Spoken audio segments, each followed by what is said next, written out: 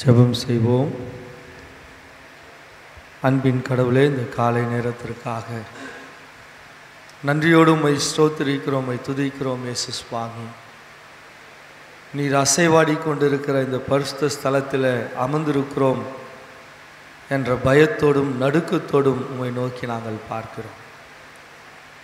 சோர்ந்து போகும்போதெல்லாம் எங்களை தேற்றி நீர் அப்பா என்று அழைத்த போதெல்லாம் எங்களுக்கு பதில் கொடுத்தீர். கண்ணீரோடு உம்மை நோக்கி பார்க்கும் போதெல்லாம் எங்கள் கண்ணீரை துடைத்தீர். எத்தனை எத்தனை அன்பான கடவுள் நீர் அப்பா. இது இந்த லெந்து நாட்களில் காலை நேரத்தில் முது சமூகத்தில் வந்திருக்கிற எங்களோடு முது வசனத்தின் மூலமாய் நீர் பேசும்படியாய் நாங்கள் செபிக்கிறோம் அப்பா. எங்கள் உள்ளங்களையும் காதுகளையும் திறந்து கொடுக்கிறோம்.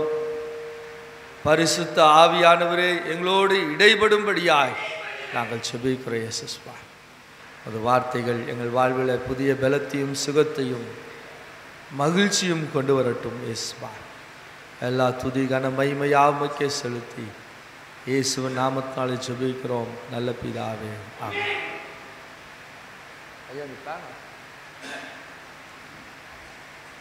அன்பானவர்களே, இந்த காலை ஆராதனையில் ஆண்டவருடைய வார்த்தையை உங்களோடு பகிர்ந்து கொள்ளும்படியாக கடவுள் கொடுத்த இந்த வாய்ப்பிற்காக நன்றி செலுத்துகிறேன். உங்கள் அனைவரையும் இயேசு கிறிஸ்துவின் நாமத்தினாலே அன்போடு நான் வாழ்த்தி வரவேற்கின்றேன். கடவுள் தாமே நாம் ஒவ்வொருத்தரையும் ஆசீர்வதிப்பாராக. குறிப்பாக லெந்து காலங்களில் நாம் இருக்கின்றோம். நான் விசுவாசிக்கிறேன் நீங்கள் எல்லாம் உபவாசித்து ஜெபித்து கொண்டிருப்பீர்கள் என்று நான் விசுவாசிக்கிறேன். கண்டிப்பாக ஒவ்வொரு குடும்பத்திலும் நீங்கள் உபவாச ஜபங்களை ஏறெடுக்க வேண்டும். ஒருவேளையாவது உபவாசம் இருந்து உங்களுக்காக, பிள்ளைகளுக்காக, இந்த சமூகத்திற்காக, நம்முடைய தேசத்திற்காக ஜெபிக்க கடவுள் நம்மை அழைக்கிறார். நான் ஏற்கனவே சொன்னதைப் போல லெந்து காலம் ஒரு அற்புதமான காலம். இதை மற்ற காலத்தை போல நாம் வீணாக்கிடக்கூடாது. லெந்து காலம் ஆண்டவருடைய ஆசீர்வாதங்களை பெற்றுக்கொள்கிற காலம். லெந்து காலம் ஆண்டவரிடத்தில் வரங்களை பெற்றுக்கொள்கிற காலம். லெந்து காலம் நம்மே நாம் ஆராய்ந்து பார்த்து மீண்டுமாய் ஆண்டவரிடத்தில் கிட்டி சேர்கின்ற காலம் லெந்து காலம் என்பதை நாம் ஒருபோதும் மறந்துவிடக்கூடாது. லெந்து காலத்தின் அடிப்படை நான் ஒவ்வொரு வாட்டி சொல்வது மனமாற்றம். மனமாற்றத்திற்காய் கடவுள் நம்மை அழைக்கிறார். அதுதான் லெந்து காலம். நான் மனம் மாற மாட்டேன், நான் அப்படியே தான் இருப்பேன் என்று சொல்கிறவர்களுக்கு எத்தனை லெந்து காலம் வந்தாலும் ஒன்றும் பயனளிக்காது. நான் மனம் மாறுவதற்கு ஆயத்தமாக இருக்கிறேன், எனக்குள்ளே இருக்கின்ற மேட்டிமைகள், தவறுகள், இவைகளை நான் உணர்கின்றேன் என்று யார் ஒருவர் உணர்கிறார்களோ அவர்களுக்கு தான் லெந்து காலம் ஆசீர்வாதங்களை கொண்டு வர முடியும். பழைய இலை கீழே விழுந்தால்தான் புதிய இலை துளிர்விட முடியும் என்பதை நாம் ஒருபோதும் மறந்துவிடக்கூடாது. சரி, இன்றைக்கு இந்த லெந்து நாட்களிலே, இந்த ஓய்வு நாளிலே இன்றைக்கு தியானமாக நமக்கு கொடுத்திருக்கிற தலைப்பு ரொம்ப அற்புதமான தலைப்புங்க. சமூகத்திற்கு தேவையான ஒரு தலைப்பை இன்றைக்கு நம் பேராயத்திலேருந்து கொடுத்துருக்காங்க. டச்சிங் த அன்டச்சபிள்ஸ். தீண்டாமை, தீண்டத்தகாதவர்களை தொடுதல். டச்சிங் த அன்டச்சபிள்ஸ். தீண்டாமையில் இருக்கின்றவர்களை, தீண்டத்தகாதவர்கள் என்று இந்த சமூகம் சொல்கிறவர்களை தொடுதல் என்ற ஒரு தலைப்பை கொடுத்துருக்காங்க. அதற்கு முன்பாக வார்த்தை ஒன்று பயன்படுத்துகிறாங்க. லெந்து காலம் தீண்டத்தகாதவர்களை தொடுதல், டச்சிங் த அன்டச்சபிள் என்று ஒரு தலைப்பை நமக்கு கொடுத்துருக்காங்க. பாருங்கள், நம்ம பள்ளிக்கூடங்களில் இன்றைக்கு எல்லா ப்ரேயர், எல்லா கவர்மெண்ட் ஸ்கூல்லையும், ப்ரைவேட் ஸ்கூல்ஸ், எல்லா ஸ்கூல்ஸ்லேயும் ப்ரேயர் தொடங்கும் போது தீண்டாமை ஓத் எடுக்கணும், தீண்டாமை தீர்மானம் எடுக்க வேண்டும். அப்படி எடுக்கலைன்னா நீங்கள் கம்ப்ளைண்ட் பண்ணலாம் கல்வித்துறைக்கு. கண்டிப்பாக தீண்டாமை ஓத் எல்லா ஸ்கூல்லையும் எடுத்து தான் தொடங்கணும். என்ன சொல்கிறாங்க, என்ன ஓத்து? தீண்டாமை ஒரு பாவச் செயல், எல்லா பிள்ளைகளும் சொல்லணும். தீண்டாமை ஒரு பெரும் குற்றம், தீண்டாமை மனிதத்தன்மையற்ற செயல் என்பதை ஒவ்வொரு நாளும் மாணவர்கள் அவங்க என்ன பண்ணுறாங்க, தன்னுடைய பள்ளியை தொடங்கும்போது தீண்டாமைக்கான சூறையை அவர்கள் ஏற்கிறார்கள். தீண்டாமை ஒரு பாவ செயல். நான் பைபிள் சொல்கிறத நம்ம பார்க்க போகிறோம். அரசாங்கம் சொல்கிறது மற்றவர்களை இவர்கள் அசுத்தமானவர்கள், இவர்களை நாம் ஏற்றுக்கொள்ளக்கூடாது, இவர் தகுதியற்றவர்கள் என்று சொல்வது பாவச் செயல் என்று சொல்கிறாங்க. இது ஒரு குற்றம், சாதாரண குற்றம் இல்லை, பெரும் குற்றம். மற்றவர்களை தகுதியற்றவர்கள் என்று நாம் சொல்லும்போது மற்றவர்களை உடலை வைத்து, நிறத்தை வைத்து, அல்லது பிறப்பை வைத்து, சாதியை வைத்து, ஊரை வைத்து இவர்கள் தகுதியற்றவர்கள், நம்மோடு வாழ தகுதியற்றவர்கள் என்று சொல்வது பெரும் குற்றம் என்று அரசாங்கம் சொல்கிறது. தீண்டாமை ஒரு மனிதத்தன்மையற்றது, மனிதத்தன்மையே இல்லை, மனிதத்தன்மையே இல்லாத ஒரு சிந்தனை தான் இந்த தீண்டாமை சிந்தனை. குறிப்பாக நம்முடைய அன்டச்சபிலிட்டி என்று நீங்கள் சர்ச் பண்ணினால எல்லா நாடுகளிலும் அன்டச்சபிலிட்டி இருக்குது. அதில் குறிப்பாக அதிகமாக அன்டச்சபிலிட்டி இருக்கின்றது, தீண்டாமை இருக்கிற நாடு இந்திய தேசம் என்று சொல்கிறாங்க. இந்திய தேசத்தில் நம்முடைய இந்து சமயத்தின் கோட்பாடுகளில், சமயத்தின் அடிப்படையில் மனு தர்மத்தின்படி மனிதர்களை சாதி ரீதியாக, பிறப்பின் ரீதியாக பிரித்தாளுகின்ற தன்மைகளை நாம் பார்க்கின்றோம். அதில் பிராமணர், சத்திரியர், வைஷ்ணவர், சூத்திரர் என்று பிரிவை வைத்திருக்காங்க. அதுக்கப்புறம் கடைசியில் சொல்கிறாங்க பஞ்சமிகள், இவர்கள் ஒரு மனித உருவிலே இல்லை, பிராமணர் தலை இல்லை, சத்திரியர் தோல், வைஸ்ரியர் வயிறு பகுதி, சூத்திரர் கால் பகுதி. பஞ்சமிகள் யாருங்க அவங்க? அவர்கள் நாய் மிருகங்களை போன்றவர்கள், மனிதனாய் கூட ஏற்றுக்கொள்ள முடியாதவர்கள் என்ற மனு தர்ம சட்டம், மனு தர்மத்தின் சிந்தனைகள் இந்தியா முழுவதும் பரவி இருக்கிறதை நாம் பார்க்கின்றோம். சில சமயங்களில் அது நம்முடைய வாழ்விலும் நம்முடைய திருச்சபைகள் கூட இந்த சிந்தனைகள் வேரூன்றி இருப்பதை நாம் ஏற்றுக்கொள்ள வேண்டும். அதை நாம் ஆராய்ந்து பார்க்க கடவுள் இந்த காலை நேரத்தில் நம்மை அழைக்கிறார். அன்டச்சபிலிட்டி என்னெல்லாம் சொல்கிறாங்க? டிஸ்கிரிமினேட்டிங், மற்றவர்களை தாழ்வுபடுத்துவது, தகுதியற்றவர்கள் என்று சொல்வது என்று அன்டச்சபிள் சொல்கிறார். ஹியூமிலேட்டிங், மற்றவர்களை புண்படுத்துவது, வார்த்தையினாலே, செயலினாலே, பார்வையினாலே மற்றவர்களை புண்படுத்துவது, ஹியூமிலேட்டிங், வேதனைப்படுத்துவது, கேவலப்படுத்துவது, அசிங்கப்படுத்துவது, இதெல்லாம் தீண்டாமையில் வருகிறது என்று சொல்கிறாங்க. எக்ஸ்க்ளூஷனரி, மற்றவர்களை ஒதுக்கி வைப்பது, நீங்கள் எங்களோட வராதிங்க, நாங்கள் வேறு குரூப்பு, நாங்கள் வேறு ஊர், இவங்களாம் நம்ம சேர்க்கக்கூடாது, அவங்க வேறு ஊர், அவங்க வேறு பகுதியை சேர்ந்தவங்க, வேறு ஊரை சேர்ந்தவங்க என்று எக்ஸ்க்ளூட் பண்ணுறது, நம்மை மற்றவர்களை ஒதுக்கி வைத்தல், நாம் இருக்கோம் நீங்கள் தள்ளி போங்க என்று சொல்வது தீண்டாமையில் ஒருவராக இருக்கிறது.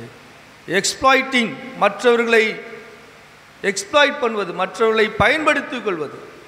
கிராமங்கள் வந்தீங்கன்னா தாழ்த்தப்பட்ட மக்கள், தலித் மக்கள், எஸ்டி மக்கள் தான் கூலி வேலை செய்ய வேண்டும், எல்லா வேலையும் வாங்குவான், ஆனால் அதற்கேற்ற கூலி அவர்களுக்கு கொடுக்கப்படாது, அவர்களுக்கான உணவு மரியாதை அங்கு கொடுக்கப்படாது. எக்ஸ்ப்ளாய்ட், உழைப்பை சுரண்டுவது, உழைப்பை சுரண்டி கொள்வது, ஆனால் அவர்களுக்கு சமமான அந்தஸ்தோ சமமான உரிமைகளோ கொடுப்பதில்லை. எக்ஸ்ப்ளாய்டேஷன், இது கூட தீண்டாமைங்க என்று சொல்கிறாங்க. குறிப்பாக நம்முடைய இந்திய கலாச்சாரத்தில் சாதிய பிரிவுகளை வைத்து தீண்டாமை இங்கு அதிகமாக இருக்கிறதாக உலக நாடுகள் சொல்கிறதை பார்க்கிறோம். குறிப்பாக தலித் சமுதாயம் இந்தியாவிலே தீண்டாதகாதவர்களாக கருதப்படுகிற இந்த சமுதாயத்தை சேர்ந்தவர்கள், இவர்கள் இந்த சமூகத்தை பொல்யூட் பண்ணிட்டாங்க, பாலடைச்சிட்டாங்க, இவர்கள் தகுதியற்றவர்கள், வாழ தகுதியற்றவர்கள் என்று சொல்கின்ற ஒரு சிந்தனைகள் நம் நாட்டில் இருக்கிறது. அதே சமயம் நம்முடைய நாடு சமத்துவ சிந்தனைகளை கொண்ட நாடு, சமத்துவ சட்டத்தை கொண்ட நாடு என்பதை நாம் மறந்துவிடக்கூடாது. இது நாம் பொதுவாக நமக்கு தெரிந்த ஒரு விஷயம். இதன் அடிப்படையில் இன்றைக்கு திருமறையின் சில பகுதிகளை உங்களுக்கு முன்பாக நான் சிந்தனைக்கு வைக்க விரும்புகிறேன். பாருங்கள், நம்ம வாசி கேட்ட மத்தேயு 8ஆம் அதிகாரம் நற்செய்தி நூலிலிருந்து நான் உங்களுக்கு கொண்டு போகிறேன். அப்போ தான் உங்களுக்கு அது புரிந்து கொள்வதற்கு ஏதுவாக இருக்கும். மத்தேயு 8ஆம் அதிகாரத்தில் இயேசு கிறிஸ்துவுடைய வாழ்வில் நடைபெற்ற ஒரு நிகழ்ச்சியை அல்லது இயேசு கிறிஸ்து செய்த ஒரு செயல்பாட்டை இங்கு மத்தேயு நற்செய்தி நூல் 8ஆம் அதிகாரத்தில் பதிவு செய்கின்றதை நாம் பார்க்கின்றோம். பாருங்கள், அதில் என்ன சொல்ல வராங்கன்னா, 8ஆம் அதிகாரம் 1ஆம் வசனம், இயேசு மலையிலிருந்து இறங்கிய பின் பெரும் திரளான கூட்டம் அவரை பின்தொடர்ந்தார்கள். நிறைய மக்கள் இயேசுவை பின்தொடர ஆரம்பித்தார்கள். எப்போதெல்லாம் இயேசு தனித்திருந்து ஜெபித்து விட்டு அவர் கீழே வந்தார்களோ மக்கள் அவர்களுக்காய் காத்து கொண்டிருந்ததாக திருமறை நம்ம சொல்லுது. பாருங்கள், இந்த இயேசாமி அன்பை போதிக்கின்றார், சமத்துவத்தை போதிக்கின்றார், நன்மைகளை செய்கின்றார் என்று பிற திரளான மக்கள் இயேசுவை எப்போதும் பின்தொடர்ந்ததாக சொல்லப்படுகிறதை பார்க்கிறோம். 2ஆம் வசனம் சொல்லுது, அப்பொழுது தொழுநோயால் பாதிக்கப்பட்ட ஒருவர் இயேசுவின் இடத்தில் வருகிறார். எலப்பர் மேன், தொழுநோயினால் பாதிக்கப்பட்டவர். அன்பானவர்களே, அந்த யூத சமுதாயத்தில் யூத சமயத்தின்படி பரிசுத்தவான்கள், பரிசுத்தமற்றவர்கள், ஆசீர்வதிக்கப்பட்டவர்கள், பாவிகள் என்ற சிந்தனை அவர்கள் சமயத்தில் வேரூன்றி இருந்தது. நல்லா புரிஞ்சுங்க. நாங்கள்லாம் ஆசீர்வதிக்கப்பட்ட கோத்திரம், கடவுளால் ஆசீர்வதிக்கப்பட்டவர்கள், நாங்கள் கடவுளின் பிள்ளைகள் என்று சொல்லிக் கொண்டிருந்த ஒரு கூட்டம். மற்றவர்களை இவர்கள் தகுதியற்றவர்கள், இவர்கள் நோயாளிகள், பலவீனமானவர்கள், இவர்கள் வியாதியற்றவர்கள், இவர்கள் செய்த பாவத்தின் நிமித்தமாய் கடவுளின் சாபத்தை பெற்றவர்கள் என்று மற்றவர்களை எக்ஸ்க்ளூட் செய்து கொண்டு தங்களை பரிசுத்தவான்கள் என்று காட்டிக் கொண்டிருந்த சிந்தனை யூத சமுதாயத்தில் இருந்தது. நீங்கள் நல்லா பாருங்கள், மற்றவர்களை குறை சொல்கிறவர்களை நம்ம பார்த்துருப்போம். மற்றவர்களை குறை சொல்லிட்டே இருப்பாங்க. மற்ற குறை சொல்கிறதே அவனுக்கு வேலையாக இருக்கும். ஏன் இவன் குறை சொல்கிறான் அப்படின்னு ஆழ்ந்து போய் பார்த்தீங்கன்னா, அவனை பரிசுத்தமாய் காட்டிக்கொள்வதற்கு மற்றவர்களை குறை சொல்கிறவர்களை நாம் பார்த்துருப்போம். நல்லா கவனிச்சுங்க. இங்கே யூத சமுதாயம் இந்த யூத மதத்தின் கோட்பாடுகளை நம்பினவர்கள் தங்களை பரிசுத்தவான்கள் என்று காட்டிக்கொள்வதற்காக மற்றவர்களை உடல் ரீதியான பலவீனங்களை வைத்து, உருவங்களை வைத்து, நகரங்களை வைத்து, ஊரை வைத்து மற்றவர்களை அசுத்தம் என்று அவர்கள் சொன்னார்கள். குறிப்பாக இந்த தொழுநோயினால் பாதிக்கப்படுகிறவர்கள் இல்லங்களிலே வாழ முடியாது, பொது இடங்களுக்கு செல்ல முடியாது, ஆண்டவருடைய பரிசுத்த ஆலயத்திற்குள் அவர்கள் பிரவேசிக்க முடியாது. ஏனென்றால் அவர்கள் அருவருப்பானவர்கள், அவர்கள் மீது நாற்றம் அடிக்கும், உடலெல்லாம் புண்ணு இருக்கும், சீல் இருக்கும். இப்படி அருவருப்பானவர்களை கடவுள் நேசிக்க மாட்டார். இப்படி அருவருப்பானவர்களை கடவுள் ஏற்றுக்கொள்ள மாட்டார்.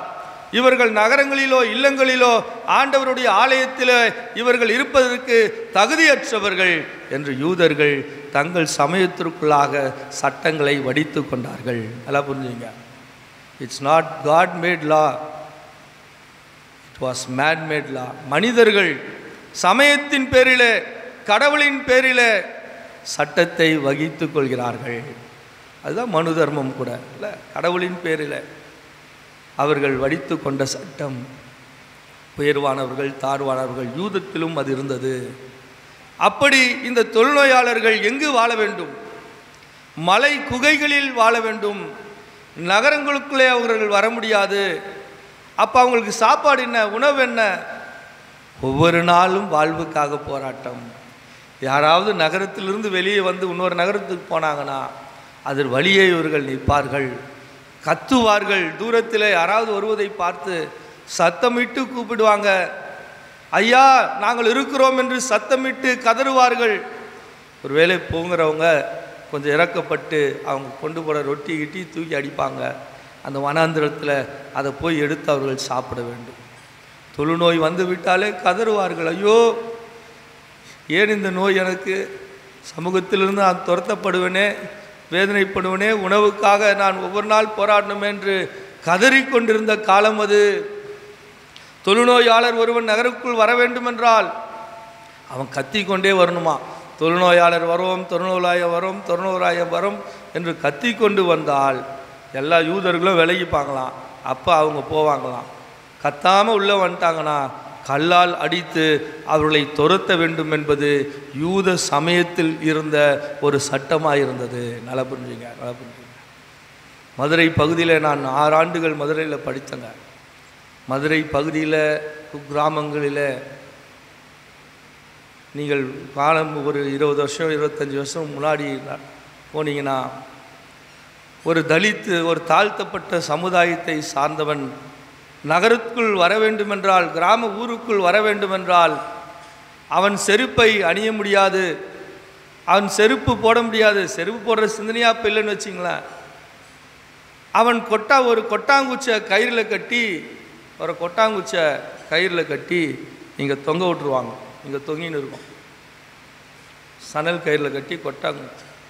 ஏயா கொட்டாங்குச்சினா, அந்த மனிதனுடைய எச்சில் கூட அந்த ஊர் பகுதியில் விழுந்துட்டா அந்த ஊர் தீமையாயிடும், அருவருப்பாயிடும். அதனால் இந்த தலித்து மக்கள், இந்த மலைவாழ் மக்கள் உள்ளே கிராமத்திற்குள் வர வேண்டுமென்றால் அவர்கள் கொட்டாங்குச்சை கட்டி கொண்டு வர வேண்டும் என்ற சிந்தனை இருந்ததை நாம் யாராலும் மறுக்க முடியாது. இரட்டை தம்ளர் முறைகள் முற்றிலுமாய் இந்திய தேசத்தில், தமிழகத்தில் ஒழித்து விட்டோம் என்று ஒரு பக்கம் சிந்தனை. இன்றைக்கும் கொட்டாங்குச்சி எடுத்துட்டாங்க. ஆனால் என்ன எதில் கொடுக்குறாங்க? பிளாஸ்டிக் டம்ளர்லேயும் பேப்பர் டம்ளர்லேயும் இன்றைக்கு கொடுக்குறாங்க. ஊர் மக்கள் உயர்ந்த இனத்தை சார்ந்தவர்கள் போனார்கள் என்றால் அவர்களுக்கு கண்ணாடி டம்ளரு. நீங்கள் மெட்ராஸில் எல்லாரும் பேப்பர் டம்ளர் கொடுக்குறோம், ஊரில் அப்படி இல்லைங்க, கண்ணாடி டம்ளரு. அதே ஒரு தாழ்த்தப்பட்ட இனத்தை சார்ந்தவன் டீ கடைக்கு போனானா அவனுக்கு பேப்பர் டம்ளரில் வைக்கின்ற இன்றைக்கும் நடைமுறையில் நாம் பார்த்து கொண்டு தான் இருக்கிறோம். இன்றைக்கும் ஒவ்வொரு நாள் செய்தித்தாள்களில் சாதியின் அடிப்படையில் வன்முறைகள் நடைபெறுகிறதை நாம் பார்த்து கொண்டு தான் இருக்கிறோம். இன்றைக்கும் கிராம பகுதிகளில் நடைபெறுகிற வன்முறைகளை நாம் கேட்டுக்கொண்டு தான் இருக்கிறோம் என்பதை நாம் ஒருபோதும் மறந்துவிடக்கூடாது. பாருங்கள், ஏசாமி இருந்த காலத்தில் இதே சிந்தனை இருந்தது. குஷ்டரோகிகள், தொழுநோயாளர்கள் ஊருக்குள்ளே வரக்கூடாது. கண்ணீரோடு ஒரு மனிதன் இயேசுவிடத்தில் வருகிறான். இயேசுவின் இடத்தில் வந்து அந்த மனிதன் தன்னை பணிந்து கொள்கிறான். இன்னங்க நடைபெற்றிருக்கிறோம். மிக திரளான மக்கள் இயேசுவுக்கு பின்பாக நின்று கொண்டிருக்கிறார்கள். அவன் கேட்டது என்ன? இயேசுவே, உமக்கு சித்தமாயிருக்குமானால் இந்த தொழுநோயாய் உம்மால் மாற்ற முடியுமா? இந்த தொழுநோய் நான் செய்த தவறா? இந்த தொழுநோய் வந்தது இப்படி நான் பிறந்தது, இந்த இடத்தில் பிறந்தது, இந்த ஊரில் பிறந்தது, இந்த இனத்தில் நான் பிறந்தது கடவுளின் விருப்பமா? நான் துன்பப்படுவது, வேதனைப்படுவது, மற்றவர்களால் மிதிக்கப்படுவதுதான் கடவுளுடைய சித்தமா என்பதை கேட்கவில்லையா அவன்? இயேசுவே, உம்மால் தவிர யாரும் இதை மாற்ற முடியாது. Lord, I know the only Redeemer is you. இயேசுவே, உம்மை தவிர இந்த நிலையை மாற்றக்கூடியவர் யார்? அரசர்கள் இதை மாற்றவில்லை. ஆலயத்திலே பலி செலுத்தி கொண்டிருக்கின்ற ஆயக்காரர், பரிசேயர்கள், குருமார்கள் எங்களை குறித்து கவலைப்படலை. கண்ணீரோடு உயிருக்காக போராடி கொண்டிருக்கின்ற, எந்த உரிமையும் மற்ற வாழ்ந்து கொண்டிருக்கிற எங்களுக்காய் ஒருவனும் கவலைப்படவில்லை. ஆனால் இதோ உமது சமூகத்திற்கு வந்திருக்கிறேன். உம்மை குறித்து நான் கேள்விப்பட்டிருக்கிறேன். சமத்துவத்தை பேசுகிறீங்க, எல்லாரையும் நேசிக்கிறீங்கன்ட்டு நான் கேள்விப்பட்டேன். ஆண்டவரே, உமக்கு சித்தமாயிருந்தால் இந்த தொழுநோய் என்னை விட்டு நீங்க கூடுமானால் நீங்கட்டும் என்று இயேசுவிடத்தில் அந்த மனிதன் கேட்கின்ற அற்புதமான பகுதியை நான் உங்களுக்கு சொல்லி கொண்டிருக்கிறேன். இந்த பகுதி என்னங்க சொல்லுது? இந்த பகுதி என்ன சொல்லுது? அவன் இயேசுவிடத்தில் வந்து விடியலுக்காய் காத்திருக்கிறான். அன்பான தேவ பிள்ளைகளை, கடந்த ஆண்டில் ஒரு கிராமத்தில் குடி தண்ணி குடிப்பதற்காக பயன்படுத்துகிற உயர்ந்த டேங்க்கு இல்லை, அந்த டேங்க்கில் நீங்களாம் பேப்பரில் படிச்சிருப்பீங்க. உயர்ந்த டேங்க்கில் இது வந்த தண்ணீரை சிறு பிள்ளைகள்லாம் குடித்து வாந்தி பேதி, ஒரே குழப்பம், கிராமம் முழுவதும் குழப்பம். என்னங்க, சின்ன பிள்ளைங்களுக்கெல்லாம் வாந்தி பேதி, அதெல்லாம் கூட்டும்போ 60க்கும் மேற்பட்ட சிறு பிள்ளைகளுக்கு வாந்தி பேதி. ஹாஸ்பிட்டல் போகிறாங்க, செக் பண்ணுறாங்க. செக் பண்ணால் ஒன்றும் புரியல. ஏன் இந்த வாந்தி பேதின்னு புரியல. கிராம மக்கள் தேடுறாங்க, என்ன சாப்பிட்டாங்க, பிள்ளைகள் என்ன ஆச்சு என்று. அந்த குழாய் தண்ணியை திறந்து பார்த்தால், குழாய் தண்ணியில், கிராமத்திற்கு வருகிற குடிநீர் தண்ணியில் ஃபுல்லாக நாற்றம், பயங்கரமான நாற்றம். என்ன இப்படி நாற்றம் அடிக்குது, நம்ம ஊர் தண்ணி என்று டேங்க் மேலே ஏறி பார்த்தால் தான் தெரிந்தது. அந்த டேங்க்கில் கால்வாசி அங்கு மனித கழிவுகளை கலந்திருப்பதை கிராம மக்கள் பார்த்து அதிர்ச்சி அடைகிறார்கள். மனிதன் குடிப்பதற்காக, ஏழை மக்கள் குடிப்பதற்காக வைத்திருக்கின்ற குடிநீரில் மனித கலத்தை கலக்கும் அளவுக்கு மனிதநேயமற்ற சமூகத்தில் தானே நாம் வாழ்ந்து கொண்டிருக்கிறோம்.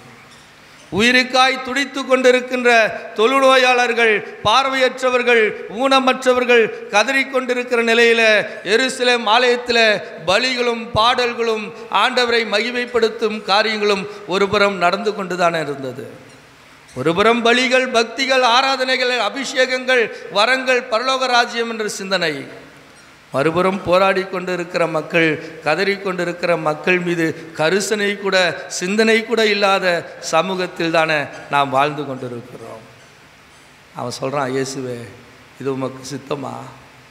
நாங்கள் இப்படி இருப்பது கடவுளின் சித்தமா? நாங்கள் இப்படி துன்பப்படுவது, வேதனைப்படுவது, அசிங்கப்படுவது உமது சித்தமா? இதற்காய் கடவுள் எங்களை படைத்தாரா, இதற்காய் அழைத்தாரா என்ற கேள்வியை அந்த மனிதன் இயேசுவிடத்தில் கேட்கவில்லையா? அன்பானவர்களே, ஒரு ஆண்டு காலம் ஆகிவிட்டது. இன்னும் அந்த டேங்கில் யார் மனித கழிவை கலந்தாங்க தேடி நிற்கிறான். சிபிசிஐடி மாற்றி இப்போ சிபிஐ விசாரணைக்கு போகுது. மனிதர்கள், சிறு பிள்ளைகள், குழந்தைகள் குடிக்கின்ற தண்ணீரில் தன்னுடைய வன்மையும் கோபத்தையும் காட்டுகின்ற, பெருமையை காட்டுகின்ற, வீரத்தை காட்டுகின்ற கேவலமான சமூகத்தில் தான் ஆண்டவரை நாம் ஆராதித்து கொண்டிருக்கிறோம் என்பதை ஒருபோதும் நாம் மறந்துவிடக்கூடாது. இன்றைக்கும் எத்தனை ஏற்றத்தாழ்வுகள். How we exclude people. Christianity is not excluding religion. We are inclusive religion. மற்றவர்களை சேர்த்து அணைக்க வேண்டிய திருச்சபை, மற்றவர்களை சேர்த்து அணைக்க வேண்டிய கிறிஸ்தவ சமயம் இன்றைக்கு இந்த சமூகத்திலிருந்து எவ்வாறெல்லாம் நம்மை பிரித்து கொள்கிறோம். நீங்கள் சிலையை வணங்குறீங்க, நாங்கள் உண்மையான கடவுளை வணங்குகிறோம். நீங்கள் அசுத்தம், நாங்கள் பரிசுத்தம். நாங்கள் தான் உண்மையான பக்தி, நீங்கள் பொய்யான பக்தி. ஏன் திருச்சபைக்குள்ளாக எத்தனை பிரிவுகளாக நாம் பிரிந்திருக்கின்றோம்? அவன் கேட்கிறான், ஆண்டவரே, இது உமது சித்தமா? உம்மால் இதை மாற்ற முடியுமா? நீர் இதை குறித்து யோசிக்கிற கடவுள் தானே? இதோ எங்கள் நிலைமையை நீங்கள் பார்க்கலையா? இங்கே ஒன்றுன்னு போட்டிருக்கு, இன்னொரு இடத்துல 10 குஷ்டரோகிகள் அவரை தேடி வராங்க. பெரும் திரளான மக்கள் பார்த்து கொண்டிருக்கிறார்கள். இவன் ஒரு யூதன் அடிப்படையிலே இவர்களை நாம் வெறுக்க வேண்டும். சமயத்தின் கோட்பாடிலே இவனை நாம் துரத்த வேண்டும். சமயத்தின் கோட்பாடின்படி இவன் பாவி. இந்த சமூகம் நமக்கு சொல்லித் தருகிற சிந்தனையின்படி நாம் உயர்வானவர்கள், இவர்கள் தாழ்வானவர்கள். இந்த சமூகம் நமக்கு சொல்லித் தருகிற சிந்தனைப்படி நம் சாதிக்குள்ளே தான் பொண்ணு பார்க்கணும், நம்ம சாதிக்குள்ளே தான் பையனை பார்க்கணும் என்று சொல்கின்ற சிந்தனைகள். பெரும் திரளான மக்கள் இயேசு என்ன செய்ய போகிறார் என்று பார்த்து கொண்டு இருக்கிறார்கள். பெரும் திரளான மக்கள் இயேசுவின் செயல்பாட்டுக்காய் காத்து கொண்டு இருக்கிறார்கள். நான் அற்புதமான கேள்வி பாருங்கள். அவன் கேட்கிறான், ஆண்டவரே, உமக்கு இது சித்தமா? உமக்கு இது சித்தமா? என்ன அற்புதமான கேள்வி, இறையல் கேள்வி, இயேசுவை அதிர வைத்த கேள்வி, இயேசுவின் உள்ளத்தை உடைத்த கேள்வி. ஒரு பக்கம் ஆராதனைகள், ஒரு பக்கம் கண்ணீரோடு மக்கள். அன்பான தேவ பிள்ளைகளை, பாருங்கள். அதுதான் ரெண்டாவது, நான் இந்த பகுதியை கடைசியாக முடிக்கிறேன். ரெண்டாவது திருமறை பகுதி நீங்கள் பார்த்தீங்கன்னா எபிரேயர் 13ஆம் அதிகாரம் 8லேருந்து 17 நான் ஒரு சில வசனங்களை இப்போ நான் சொல்கிறேன். பாருங்கள், அவர் சொல்கிறாரு, பல்வகையான நூதன போதனைகளால் நீங்கள் கவரப்படாதீர்கள். இன்றைக்கு பல்வேறு போதனைகள் நமக்கு போதிக்கப்படுகிறது. நல்லா புரிஞ்சுங்க, நல்லா ஆழமாக நாம் தெரிஞ்சுக்கணும். பல்வேறான போதனைகள். நீங்கள் பரிசுத்த கூட்டம், நீங்கள் கடவுளால் ஆசீர்வதிக்கப்பட்டவர்கள், உங்களுக்கு மட்டும்தான் பரலோக ராஜ்யம். If some sermon exclude you from something, that sermon is against God. பிரிவினை ஏற்படுத்துகின்ற, மற்றவர்களிலிருந்து நம்மை பிரித்து கொள்கின்ற பிரசங்கங்கள் இருக்குமானால் அது கடவுளுக்கு எதிரான பிரசங்கங்கள் என்பதை ஒருபோதும் மறந்துடாதீங்க. ஒரு வீட்டுக்கு போன, ஐயா ஒரு 5 நிமிஷம் இருங்க ஐயா, இந்த பிரதர் பேசி முடித்தவுடனே நீங்கள் ஜெபம் பண்ணுங்க. சில சமயங்களில் ஏசாமியை கூட மறந்துடும். பிரதருங்க சிட்ஸனுங்க சொல்கிறத கேட்டுன்னு நம்முடைய ஆன்மீக வாழ்வை நாம் நடத்தி கொண்டு இருக்கிறோம். வீட்டில் ஏதாவது முடிவு பண்ணோன்னா பிரதருக்கு ஃபோன் பண்ணி, பிரதர் இந்த முடிவுக்காக ஜெபித்து சொல்லுங்க என்று கேட்கிறோம். அன்பான தேவ பிள்ளைகளே, God has called to be inclusive. நாம் இணைந்து வாழ்வதற்காக, கடவுளுக்கு பயந்து வாழ்வதற்காய் கடவுள் நம்மை அழைத்திருக்கிறாரே தவிர, இந்த சமூகத்திலிருந்து நம்மை பிரித்து கொண்டும் பரிசுத்தமானவன் என்று காட்டிக்கொள்ளவும், எனக்கு எல்லாம் தெரியும் நான் ஞானி என்று காட்டிக்கொள்ள கடவுள் கிறிஸ்தவர்களை அழைக்கலைங்க. அப்படின்னா உன்னை நீ ஏமாத்துற, உனக்கு உன் பிள்ளைகளுக்கு சாபத்தை சேர்த்து வைக்கிறோன்னு அர்த்தம். நல்லா கவனிச்சிங்க. அவர் சொல்கிறாரு, பல்வேறு தவறான போதனைகளுக்கு கவரப்படாதீங்க. உணவு விதிகளை பேசுகிறீங்க. 9ஆம் வசனம்.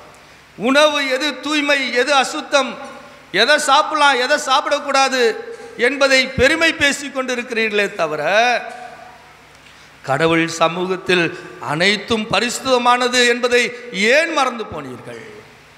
கடந்த ஆண்டில் யூபி பகுதியில் பீஃப் சாப்பிட்டாங்க என்று, ஒரு வீட்டில் பீஃப் சாப்பிட்டாங்க என்பதற்காக ஒரு மனிதனை தோலை உரித்து விட்டார்கள். தோலையே உரித்து விட்டார்கள். தோலை எப்படிங்க உரிக்க முடியும்? யோசித்து பாருங்க. அந்த மனிதன் எப்படி கதறியிருப்பான், எப்படி துடித்திருப்பான். ஒரு மாட்டுக்கறியை சாப்பிட்டதற்காக உயிருடன் ஒரு மனிதனுடைய தோல் உரிக்கப்படும் என்றால் அந்த மனிதருக்குள்ளாக இருந்த வன்மையை பாருங்கள், பகை உணர்வை பாருங்கள். இந்த வன்மையும் பகை உணர்வையும் நமக்கு கொடுத்தது யார்? எபிரேயரில் சொல்றாரு, டேய் அவன் அதை சாப்பிட்றான் இதை சாப்பிட்றான்னு சொல்லுங்கிறியே, கடவுள் சமூகத்தில் எல்லாம் பரிசுத்தமானது உனக்கு தெரியாதா? இங்கே பீஃப்லாம் சாப்பிடக்கூடாதுங்க, இது பரிசுத்தமானவங்க. ஏய் உனக்கு வேணா நீ சாப்பிடாத, அவன் சாப்பிட்டா. இவங்க பண்ணி சாப்பிடக்கூடாதுங்க, அதெல்லாம் பரிசுத்தம், நரகத்துக்கு போயிடுவாங்க. அவனுக்கு பண்ணி விருப்பம்னா அவன் சாப்பிட்டவங்க. நல்லா கவனிச்சிங்க, நான் வசனத்தை உங்களுக்கு சொல்லுகிறேன். எபிரேயரில் அவர் சொல்கிறாரு, நீ உணவத்தை குறித்து, உணவின் சட்டங்களை குறித்து பேசி கொண்டிருக்கிற, அது கடவுளுக்கு அவசியம் அல்ல. உணவின் அடிப்படையில் மக்களை பிரித்து கொண்டிருக்கிற, உணவின் அடிப்படையில் ஏற்றத்தாழ்வுகளை பேசி கொண்டிருக்கிற, வன்முறையை நடத்தி கொண்டிருக்கிற, அது கடவுளுக்கு விரோதமானது. அதை செய்யாதீங்க. 10ஆம் அதிகாரம், நமக்கு ஒரு பலிபீடம் உண்டு, அதில் படைத்தவற்றை உண்பதற்கு நாம் அனைவருக்கும் தகுதி உண்டு. நான் அற்புதம் பாருங்க. இயேசு கிறிஸ்துவே தன் வாழ்வை, தன் உடலை இந்த உலகம் அனைத்து மக்களுக்கும் உணவாக கொடுத்திருக்கும் போது உணவை வைத்து பிரித்து பேசி கொண்டு இருக்கிறீங்களப்பா. என்னப்பா எபிரேயர் திருச்சபையிலே என்னப்பா பண்ணிருக்கீங்க? எதை பேசி கொண்டிருக்கிறீர்கள்? அனைவரையும் இணைப்பதற்காக இயேசு தன் உடலை கல்வாரி மரத்தில் தியாகமாய் கொடுத்திருக்கிற இந்த நிலையில், என்னை நினைவு கூறும்படி என் உடலை உண்ணுங்க என்று சொல்லி போன்ற நிலையில் உணவை வைத்து ஒருவரை ஒருவர் பிரித்து கொண்டிருக்கிறீர்களே, எங்கெங்க தீண்டாமை வருகிறது? நல்லா கவனிச்சுங்க. நம் சிந்தனைகளில் தீண்டாமை இருக்கிறது, நாம் சிந்திப்பதிலே தீண்டாமை இருக்கிறது. எங்க நான் ரொம்ப பரிசுத்தங்க, நான் அப்படிலாம் செய்ய மாட்டாங்க என்று சொல்கிறவர் கிறிஸ்தவர்களாய் நாம் இருப்போம்.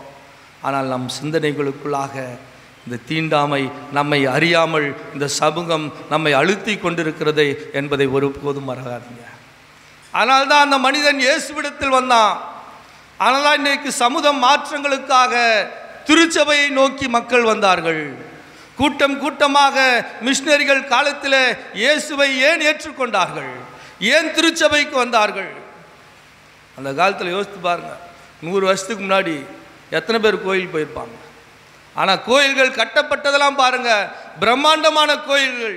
நீங்கள் தூத்துக்குடி திருநெல்வேலி பக்கம் வந்து பாருங்க, பிரம்மாண்டமான ஆலயங்கள். ஏங்க மிஷினரி அப்பயே யோசித்தான், அநேகர் இங்கு வரப்போகிறார்கள், அநேகர் இந்த ஆலயம் இடம் கொடுக்க போகிறது, அநேகருக்கு வாழ்வு கொடுக்க போகிறது, அநேகருக்கு இந்த ஆலயம் சமத்துவத்தை சொல்லித்தரப்போகிறது. இயேசுதான் ஒரே வழி. இந்த சமூகத்தின் ஏற்ற தாழ்வுகளை அகற்ற வேண்டுமென்றால், இந்த சமூகத்தில் இருக்கிற தீண்டாமையை அகற்ற வேண்டுமென்றால், தீண்டாமை சிந்தனையை நம் வாழ்விலிருந்து எடுத்து போட வேண்டுமென்றால் சிலுவை தான் வழி என்று மிஷினரிகள் அன்று நினைத்தார்கள். ஆனால் தான் பாருங்க, வந்த மிஷினரிகள் ஏசாமி ஒன்று சொல்லிட்டு போலங்க, பள்ளிக்கூடங்களை கட்டினார்கள்.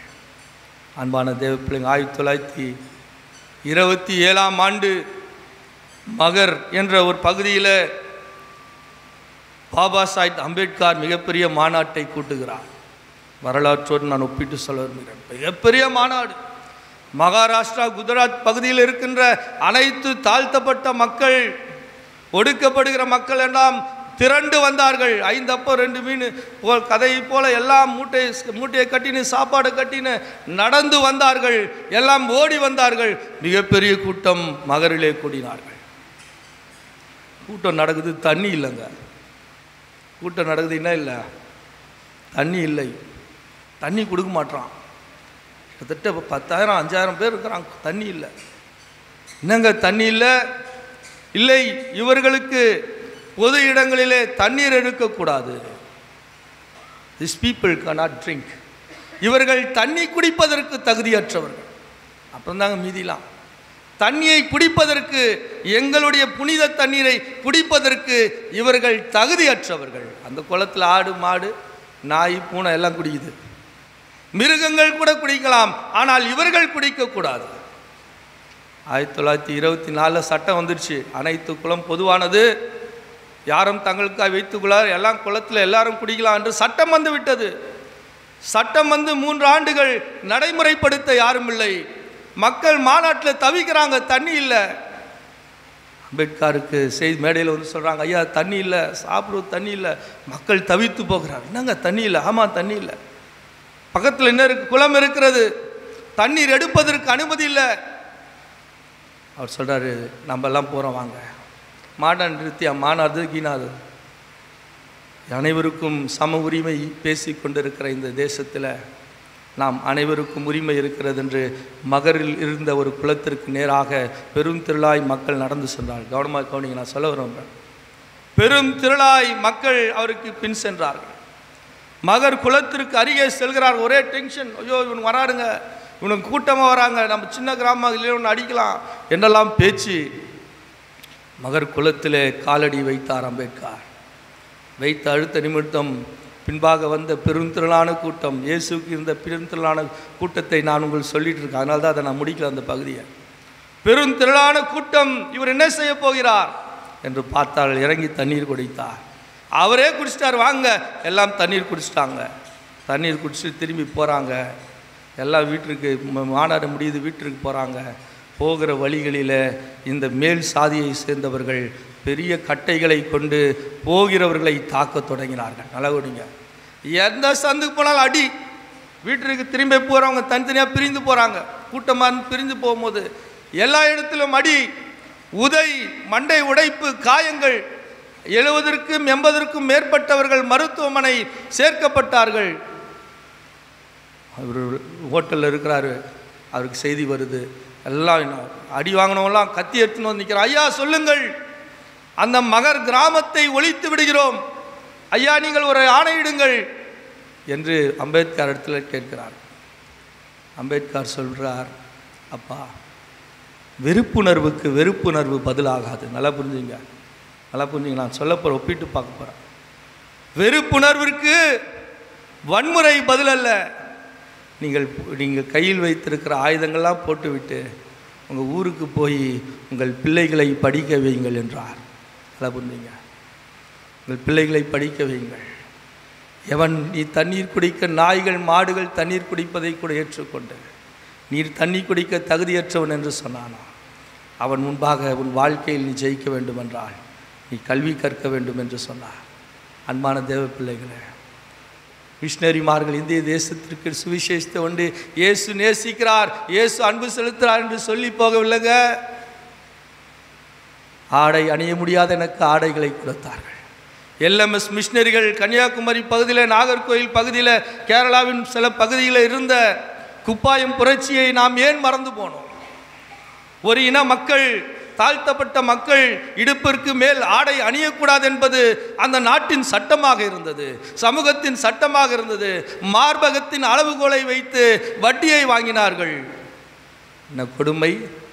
குதிரையில் வருவாங்களாம், பெண்களுடைய மார்பில் காலை வைத்து பெரிதில் கணக்கு போட்டு அதற்கென்ற வரியை அவர்கள் நியமித்தார்கள். எல்எம்எஸ் மிஷனர்கள் பார்த்து மனமுடைந்தார்கள்.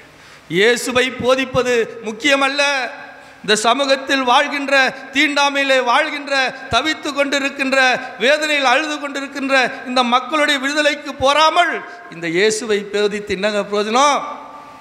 இந்த இயேசுவை நான் போதிக்க வேண்டும் என்றால் இந்த மக்களின் விடுதலையில் நாம் பங்கு பெற வேண்டும் என்று அங்கே போய் அந்த கோர்ட்டில் வாங்கின முதல் order, first order from the court, to wear cast. கோணியில் தைத்த ஆடைகளை அணிந்து கொள்கின்ற சட்டத்தை யாருங்க வாங்கினது? நம்முடைய மிஷனரிகள் வாங்கினார்கள்.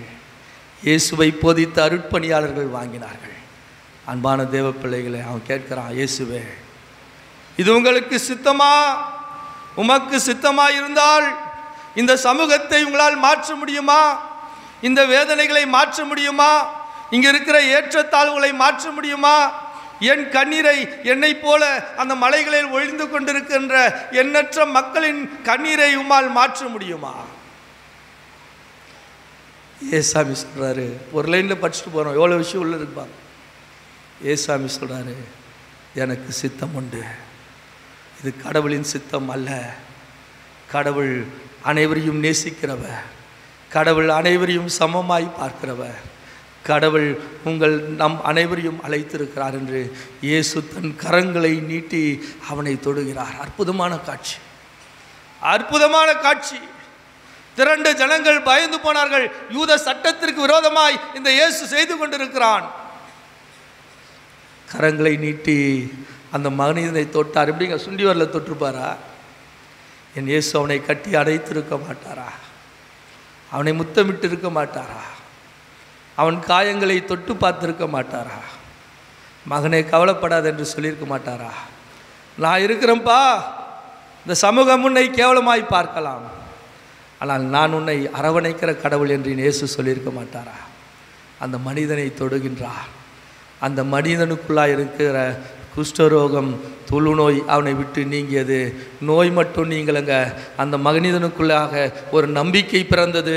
நாமும் இந்த சமூகத்தில் வாழும்படியாய் கடவுள் என்னையும் நேசிக்கிறார், என் வாழ்விலும் கடவுள் அற்புதத்தை செய்தார், நானும் மற்றவர்களைப் போல இந்த சமூகத்தில் வாழ முடியும் என்ற நம்பிக்கையை இயேசு அந்த மனிதனுக்கு கொடுத்தார். என்ன தெரியுமா சொன்னார்? தம்பி, யாருக்கிட்டேயாவது போய் சொல்லாதப்பா, ஆனால் ஒருத்தர்கிட்ட போய் சொல்லணும். யாருங்க அது? ஆலயத்திற்கு நீ செல்ல வேண்டும். எந்த ஆலயம், எந்த சமூகம், எந்த சமுதாயம் உன்னை தீமையற்றவன், தீண்டத்தகாதவன் என்று சொன்னதோ, எந்த யூத சட்டம், எந்த சமய சட்டம் உன்னை உள்ள வரக்கூடாது என்று சொன்னதோ, அந்த சமய சட்டத்திடம் போய் சொல்லு, அந்த சிந்தனை உடையவர்களிடம் போய் சொல்லு, இயேசு என்னையும் நேசிக்கிறார், நானும் கடவுளின் பிள்ளை என்பதை ஆலயத்தின் நடுவே பலிபீடத்தில் இருக்கும் குருவிடத்திலே போய் சொல் என்று என் இயேசு அனுப்பினார் என்றால், அந்த இயேசுவை பின்பற்றுகிற நாம், அந்த மிஷனரிமார்களின் பணிகளில் விடுதலை பெற்று உயர்த்தப்பட்டிருக்கிற நாம், நம்முடைய சிந்தனைகளில் தீண்டாமை என்ற சிந்தனை இருக்கிறதா என்பதை சிந்திக்க அழைக்கப்படுகிறோம். மற்றவர்களை தாழ்வாக பார்க்கின்ற, பிரித்து பார்க்கின்ற, மேட்டிமையோடு பார்க்கின்ற, குறை சொல்கிற, கேவலப்படுத்துகிற சிந்தனை உடையவர்களாய் நாம் இருப்போம் என்றால், நம்மை பக்தி என்று காட்டிக்கொள்வதற்காய் மற்றவர்களை பாவி என்று சொல்கிறவர்களாய் நாம் இருப்போம் என்றால், இந்த லெந்து காலத்தில் மனம் மாறும்படியாய் கடவுள் நம்மை அழைக்கிறார். ஒரே பகுதி சொல்லிட்டு முடிச்சிடுங்க. நீங்கள் அந்த பகுதியை படிச்சிருப்பீங்க. நான் சொல்கிற சிந்தனையும் படி பாருங்கள். நாகமான் மிகப்பெரிய சீரியா நாடுங்க, மிகப்பெரிய சீரியா நாடு. எருசலேம் யூதர்களுக்கு அச்சுறுத்தவே இந்த சீரியா நாடு தான். மிக ஆயுதங்கள் பலவான்கள் கொண்டவர்கள். அந்த சீரியா தேசத்தின் மன்னருடைய படை தளபதி இந்த நாகமான். கிரேட் வாரியர், பயங்கர பர்சனாலிட்டி. அவன் போனாலே வெற்றி தான். படித்து பாருங்க அந்த பகுதி, வீட்டிற்கு போய். கடவுள் அவனை வெற்றி, அந்த நாட்டிற்கு வெற்றி கொடுக்கவே கடவுள் அவனை பயன்படுத்தினாராம். கடவுள் அவன் கூட இருந்திருக்கார். சீரிய நாட்டை சார்ந்தவன், யூதன் அல்லாதவன், கடவுளை அறியாதவன், கடவுள் அவனோடு இருந்தார் என்று சொல்கிறதை நாம் பார்க்கிறோம். அந்த மனிதன், அந்த படை ஒரு நாள் எருசலேமுக்கு போதுங்க. போய் அங்கே எல்லாம் அடிக்கிறாங்க, உதைக்கிறாங்க, எல்லாம் அடித்து உடைக்கிறாங்க. எப்பயுமே ஒரு நாட்டை போய் பிடிச்சிட்டாங்கன்னா அந்த நாட்டில் இருக்கிற இளைஞர்களை பிடிப்பாங்க. இளைஞர் பெண்களையும் பிடிப்பாங்க, ஆண்களையும் பிடிப்பாங்க. நல்லா புரிஞ்சுங்க. ஆண்களெல்லாம் அரைமனை பணி மற்றும் கட்டுமான பணி, நகரத்தை கட்டுகிற பணி, தூய்மை செய்கிற பணி, இதுக்கு அடிமையாக போயிடணும். பெண்கள் எல்லாம் அரண்மனையில் ராணிகளுக்கு பணிவிடை செய்ய போயிடுவாங்க. நீங்கள் என்ன நினைக்கிறீங்க? பணிப்பெண்ணுடைய வேலை ஏதோ தலைவாரி விடுறது, மேக்கப் பண்ணி விடுறதுன்னு நினைக்கக்கூடாது. அந்த அரண்மனையில் இருக்கிற அனைத்து ஆண்களும் பயன்படுத்தி கொள்ளுகின்ற அடிமை பெண்களாக அவர்கள் இருப்பார்கள். அதான் புரிஞ்சுங்க, ஆழமா சத்தியத்தை தெரிஞ்சுக்கணும். They will be exploited every day. ஒவ்வொரு நாளும் பாலியல் சித்திரவதைக்குள்ளாக அவர்கள் அனுபவிக்கப்படுவார்கள். அதற்காகவே பணிப்பெண்களாக, அதற்காகவே அரண்மனைக்குள்ளாக அவர்கள் பயன்படுத்தப்படுவார்கள். இப்படி அங்கு ஒரு பணிப்பெண் இருக்கின்றார். அந்த பணிப்பெண் ஒவ்வொரு நாளும் தன்னுடைய அடிமைத்தனத்தின் வேதனையில் இருக்கின்றார். எப்படி இந்த பொண்ணை இழுத்துட்டு வந்திருப்பாங்க? அப்பா அம்மா போயிட்டு வாம்மா, உன்னை கூப்பிட்றாங்க, சீரியா நாட்டுக்கு அனுப்பிச்சிருப்பாங்களா? அப்பா தடுத்திருப்பார், அப்பா ஒரு குத்தி இருப்பான். அம்மா கத்திருப்பாங்க, அம்மா ஒரு குத்தி இருப்பான். அவங்களாம் கொலை செய்து தானே இந்த பெண்ணை வலுக்கட்டாயமாக இழுத்துட்டு வந்திருப்பாங்க. அரண்மனையில் அந்த பெண் ஒவ்வொரு நாளும் பல்வேறு வேதனைகளை அனுபவித்து கொண்டிருக்கிற பெண். நல்லா கவனிச்சிங்க, நல்லா கவனிச்சிங்க. she is untouchable woman. அவள் பல்வேறு விதத்தில் சமூகத்தினால் சித்திரவாதைகளை அனுபவித்து கொண்டிருக்கிற பெண். அந்த பெண் தன் எஜமான் யார் தன்னை துன்பப்படுத்தினானோ, யார் தன்னை வேதனைப்படுத்தினானோ, அவன் படுகின்ற வேதனையை அந்த பெண் பார்க்கிறாள். நான் அற்புதமான பகுதி பாருங்கள், அற்புதமான பகுதி. தன்னை யார் துன்பப்படுத்தியார்களோ, தன் தேசத்தை யார் அழித்தார்களோ, இவர்கள் தகுதியற்றவர்கள் என்று எங்கள் யூத நாட்டை யார் எரித்தார்களோ, கொலை செய்தார்களோ, எங்கள் உறவினர்கள், எங்கள் உறவுக்காரங்களாம் கொன்று குவித்தார்களோ, அந்த எஜமான், அந்த மனிதன் வேதனை அடைவதை இந்த வேதனையில் இருக்கின்ற பெண் பார்க்கிறாள்.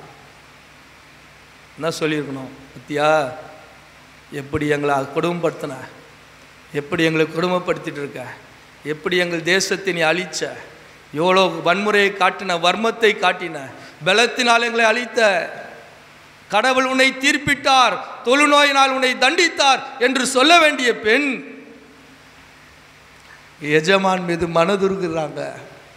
அற்புதமான பகுதி. The hearts of untouchables. இன்றைக்கு இந்த சமூகத்தில் இருக்கிற தாழ்த்தப்பட்ட மக்களுடைய இருதயத்தை நான் உங்களுக்கு சொல்லிக் கொண்டிருக்கிறேன். ஏற்கனவே வேதனை, வலி, இவனால் தான் வேதனை. ஆனால் அவன் துன்பப்படும் போது, இவன் துன்பத்தில் இருக்கிற இந்த பெண் அவன் துன்பத்தை உணர்ந்தாள். ஏன் தெரியுமா? துன்பத்தின் வலியை ஒவ்வொரு நாளும் கடந்து சென்ற இந்த பெண்ணுக்கு துன்பத்தின் வேதனை தெரியுங்க. எஜமான் படுகின்ற வேதனையை பார்த்து மனதுருகுகின்றாள். எஜமானி இடத்துல சொல்கிறாரு, அம்மா, ஐயா படுகிற கஷ்டம் என்னால் பார்க்க முடியல. எங்கள் நாட்டில் ஒருத்தர் இருக்காரு, எங்கள் நாட்டில் ஒரு தீர்க்கதரிசி இருக்கிறாரு, எங்கள் நாட்டிலே கடவுள் இருக்கிறார், எங்கள் நாட்டிலே நீதிபதி இருக்கின்றார், எங்கள் நாட்டிலே சமத்துவ சிந்தனை கொண்டவர் இருக்கின்றார். யூதர்களுக்கு மட்டும் அவர் கடவுள் அல்ல. ஐயா வாங்க போ சொல்லுங்க. நீங்கள் எங்களை துன்பப்படுத்தினாலும் உங்களை ஆசீர்வதிக்கும்படியாய் ஒரு தீர்க்கன் அங்கு இருக்கிறார். அவரிடத்திற்கு நீங்கள் ஐயாவை அனுப்புறீங்களா? நாகமான் செல்கின்றான். எலியா பார்த்து கோவப்பட வேண்டிய, டேய் எங்கள் நாட்டில் இருக்கவங்களாம் ஆட்சி அடிமையாகிட்டு எங்களே சுகம் வரணும்னு கேட்க வேண்டியவர் நாகமானுக்கு கடவுளின் சுகத்தை கொடுக்கிறார். கடவுள் பேசுகிறார், எலியா இந்த மகனுக்கு சுகம் கொடு. எந்த கடவுளை நாம் பரிசாற்றி கொண்டிருக்கிறோம்? எந்த கடவுளை நாம் பேசி கொண்டிருக்கிறோம்? இதிலிருந்து நாட்கள் எழுதியாவது மற்றவர்களை நேசிக்கிறவர்களாக, மற்றவர்களை ஏற்றுக்கொள்கிறவர்களாக, நம் சிந்தனையில் இருக்கின்ற மேட்டிமைகள் பெருமைகளை எடுத்து போடுகிறவர்களாக நாம் இல்லை என்றால் என்ன ஆசீர்வாதத்தை உங்கள் பிள்ளைகளுக்கு நீங்கள் சேர்த்துருக்கிறீங்க? இன்னும் எத்தனை நாள் மற்றவர்களை நீங்கள் குறை சொல்லி கொண்டிருப்பீங்க? நீங்கள் ரொம்ப தெரிஞ்ச மாதிரி எத்தனை நாள் காட்டிக்கொள்ள போகிறீங்க? எத்தனை நாள் அண்ணன் தங்கச்சியை மன்னிக்காமல் இருக்க போகிறீங்க? எத்தனை நாள் நம் பெருமைகளை பேசி கொண்டு இருக்க போகிறோம்? நாம் கடவுள் அதற்கு ஏற்றவர் இல்லைங்க. நாம் கடவுள், இந்த திருமறை அதற்கு ஏற்ற திருமறை அல்ல. என் இயேசு அதற்கான கடவுள் அல்ல. என் ஏசாமி சொல்கிறார்ப்பா, எனக்கு சித்தம் உண்டு. என்னையா சித்தம்? இந்த சமூகத்தில் இருக்கிற புறையோறி இருக்கின்ற ஏற்றத்தாழ்வுகளை தகர்க்கும்படியாய் கடவுள் என்னை அனுப்பினார். எபிரேயரில் சொல்கிறாரு, அந்த இயேசு சிலுவை மரத்தில் தன் உடலை இந்த உடலுக்கு உணவாய் கொடுப்பார் என்றால் அந்த உணவு அனைவருக்கும் உரியதென்றால் நீ உணவை வைத்து உனக்குள் பிரிவினைகளை வைத்து கொண்டிருக்கிறிய உன் கிறிஸ்தவமா என்று எபிரேயர் வசனம் நமக்கு கேட்கிறதை பார்க்கிறோம். அன்பான தேவ பிள்ளைகளே, நம்ம யாரையோ போய் குத்துனாதான் இல்லை, அப்படியே தள்ளி விட்டாதான் தீண்டாமல் இல்லைங்க. நமக்குள்ளே இருக்கிற சிந்தனைகள் ஏற்றத்தாழ்வோடு பார்ப்பது, அவன் இடத்தில் குறையை மட்டும் கண்டுபிடிப்பது, எவ்வளோ நன்மை இல்லாங்குது. அதெல்லாம் போடுங்க வாட்ஸ்அப்பில். குறையை ஒண்டி வச்சு சரியாக தப்பாக நேரம் கேட்டுனுக்கிற கடவுளுக்கு கேளு. நல்லா புரிஞ்சுங்க. ரொம்ப நாள் கதை ஓடாதுங்க. ஒருத்தருடைய நன்மையை பாருங்கள், மற்றவர்களை பார்த்து சிரிங்க, உள்ளத்தில் இருப்பதை பேசுங்க, ஒருவரை ஏற்றுக்கொள்ளுங்க. டாலரன்ஸ். காந்தி சொல்கிறார், India is the best country for tolerance. சகிப்புத்தன்மையோடு வாழ்வது இந்தியா தாங்க உலக நாடுகள் என்று மகாத்மா காந்தி சொல்கிறார். அன்பானவர்களே, கடவுள் தீண்டாமைக்கு எதிரானவர், கடவுள் தீண்டாமை சிந்தனைக்கு எதிரானவர், கடவுள் சமத்துவ சிந்தனைக்குடையவர், கடவுள் நாம் அனைவரையும் நேசிக்கிறவர். அந்த இயேசுவை ஏற்றுக்கொண்ட நாம் இந்த சமூகத்தில் இருக்கின்ற ஏற்றத்தாழ்வுகளை தகர்க்கிறவர்களாக, அனைவரையும் நேசிக்கிறவர்களாக, கரங்களை நீட்டி மற்றவர்களை அழைக்கிறவர்களாக, தொடுகிறவர்களாக, அணைத்து கொள்கிறவர்களாக கடவுள் நம்மை ஆசீர்வதிக்க ஆண்டவரிடத்தில் ஒப்பு கொடுக்கலாமா? கண்களை மூடி ஆண்டவரிடத்தில் பார்க்கலாமா? பரிசுத்த ஆவியானவர் உங்களோடு பேசுவார் என்றால், பரிசுத்த ஆவியானவர் உங்களோடு இடைப்படுவார் என்றால் இந்த நேரத்தில் ஆண்டவரிடத்தில் ஒப்பு கொடுங்க. ஆண்டவரே, எனக்குள்ளாக இருக்கிற மேட்டிமை சிந்தனைகள், எனக்குள்ளாய் மற்றவர்களை தாழ்வாய் பார்க்கிற சிந்தனைகள், எனக்குள்ளாய் என்னை பெருமைப்படுத்தி பார்க்கின்ற சிந்தனைகள், எனக்குள்ளாய் நான் பக்தி என்று சொல்லிக்கொள்கிற சிந்தனைகள், எல்லாம் தெரிந்தவன் என்று சொல்லிக்கொள்கிற சிந்தனைகள், மற்றவர்களுக்கு தெரியாதவர்கள், அசுத்தவான்கள், பாவிகள், மோசமானவர்கள், அவன் இவன் என்று சொல்கிற சிந்தனைகள் ஆண்டவரே இந்த எந்த காலத்திலாவது என் வாழ்விலிருந்து அகற்றி போடும்படியாய் ஆண்டவரிடத்தில் ஒப்பு கொடுக்கலாமா? இந்த சமூகத்தில் இருக்கிற பள்ளங்கள் நிரப்பப்பட வேண்டும் என்றால் என் இயேசுவின் ராஜ்யம் கட்டப்பட வேண்டும். என் இயேசு ராஜ்யம் கட்டப்பட வேண்டும் என்றால் ஒவ்வொரு கிறிஸ்தவர்களும் தம் உள்ளத்தில் குத்தப்பட வேண்டும். நாம் உள்ளத்தில் குத்தப்பட வேண்டும் என்றால் பரிசுத்த ஆவியானவருக்கு நாம் வாழ்வில் இடம் கொடுக்கணுங்க. கடவுள் நாம் அனைவருக்கும் உரியவர். கடவுளின் அன்பு நாம் அனைவருக்கும் உரியதுங்க. ஆண்டவரிடத்தில் ஒப்பு கொடுக்கலாமா? ஒப்பு கொடுக்கலாமா? தேவா பதில் தாருமே, எந்தன் கோட்டை எந்தன் தஞ்சம் நீரே, உம்மை நான் நாடி வந்தேன்.